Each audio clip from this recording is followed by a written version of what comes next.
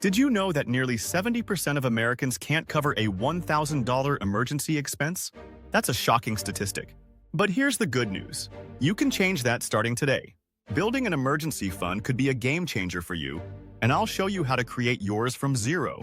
Today, we're going to talk about something incredibly important for your financial health: an emergency fund.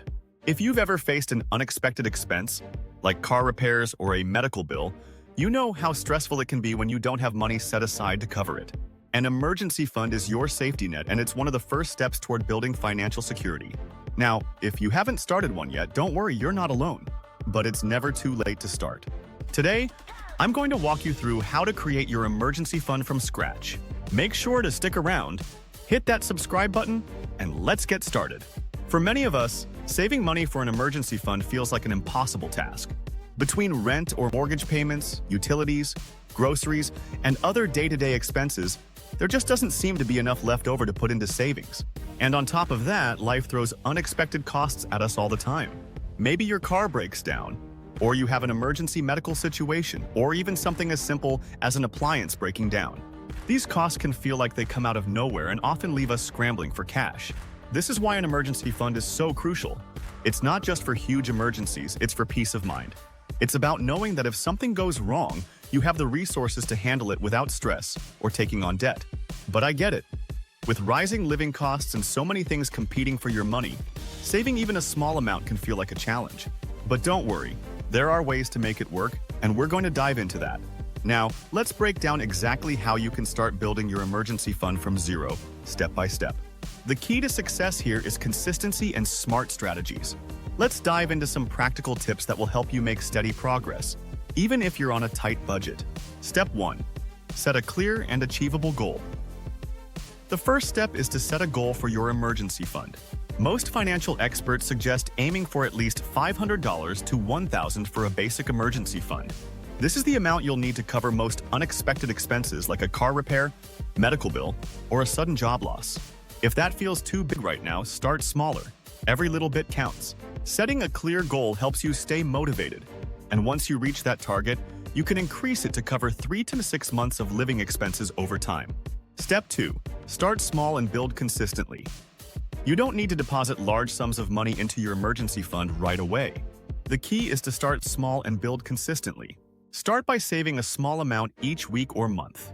Even $5 or $10 a week can make a big difference over time. If you can't afford to save that much, don't be discouraged. Start with whatever you can and gradually increase the amount as you're able.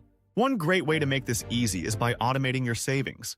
Set up an automatic transfer from your checking account to your savings account every payday. Even if it's just a small amount, automating this process makes it effortless, and you'll never have to think twice about saving.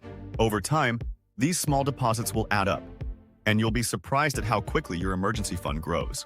Step 3. Cut back on unnecessary expenses. Take a closer look at your spending habits and identify areas where you can cut back. Do you really need that daily coffee shop visit? Or those subscription services that you hardly use? Reducing discretionary spending can free up extra cash that you can direct straight into your emergency fund. Start by tracking your expenses for a week or two. Once you see where your money is going, look for non-essential expenses to cut back on. Maybe you can cook at home more often or cancel a subscription you don't use. Even small changes like these can make a big difference. If you can consistently save a little more each week, you'll reach your goal faster. Step 4.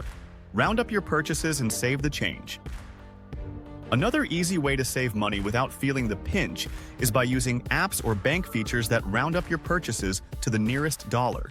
Many banking apps offer this feature, which automatically takes the spare change from your debit or credit card transactions and transfers it into your savings account. It's a simple and painless way to save without even noticing, and over time, those small amounts add up. Step 5. Increase your income. If you really want to build your emergency fund quickly, consider finding ways to increase your income. This doesn't mean you have to take on a full-time job. Small side hustles can make a huge difference. You could look into freelancing, selling unwanted items, tutoring, or even gig work like driving for a rideshare company. Any extra income you can earn should go directly into your emergency fund. Even just an extra $50 or $100 a month can speed up the process. Plus, having that extra income will give you more peace of mind, knowing that you're working towards financial security faster. Step 6. Set a deadline and stay accountable. Setting a deadline for when you want to reach your savings goal can help keep you motivated. Whether it's 3 months, 6 months, or a year, having a specific time frame will push you to stay on track. You can even make it fun by rewarding yourself for hitting smaller milestones along the way. Stay accountable by tracking your progress regularly. Keep an eye on your savings and adjust if needed. If you're able to put more money into your emergency fund in certain months, do it. The more consistent you are, the quicker you'll reach your goal. Plus, the sense of achievement once you hit your target is truly rewarding. Step 7. Make your emergency fund untouchable. Once you've built up your emergency fund, it's important to treat it like a safety net and not touch it unless it's truly necessary. This isn't money for a vacation or buying something on sale, it's for real emergencies. If you dip into your emergency fund for non-emergencies, you'll find yourself right back where you started. One way to help with this is by keeping your emergency fund in a separate savings account, so you're less likely to use it for day-to-day expenses.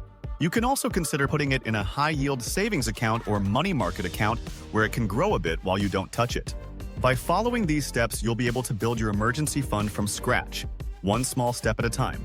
The key is consistency. It's not about how much you can save in one go.